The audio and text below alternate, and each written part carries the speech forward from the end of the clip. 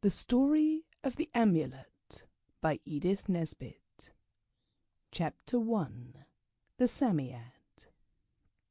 There were once 4 children who spent their summer holidays in a white house, happily situated between a sandpit and a chalk pit. One day they had the good fortune to find in the sandpit a strange creature. Its eyes were on long horns like snails' eyes, and it could move them in and out like telescopes. It had ears like a bat's ears, and its tubby body was shaped like a spider's, and covered with thick soft fur, and it had hands and feet like a monkey's. It told the children, whose names were Cyril, Robert, Anthea and Jane, that it was a Psammead or sand fairy.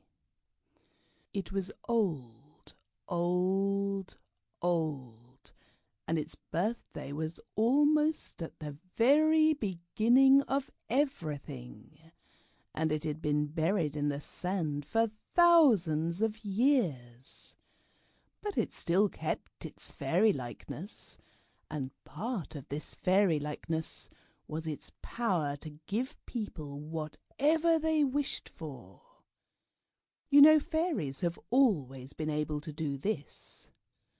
Cyril, Robert, Anthea and Jane now found their wishes come true, but somehow they never could think of just the right things to wish for, and their wishes sometimes turned out very oddly indeed.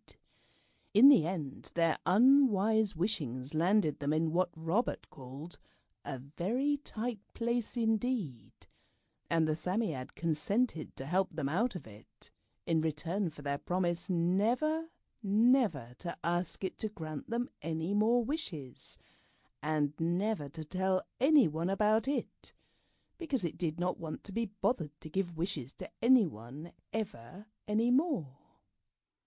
At the moment of parting, Jane said politely, "I wish we were going to see you again some day."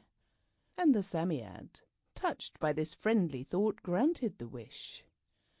The book about all this is called 5 Children and It, and it ends up in a most tiresome way by saying, "The children did see the Psammead again, but it was not in the sandpit. It was... but I must say no more." The reason that nothing more could be said was that I had not then been able to find... Sample complete. Ready to continue?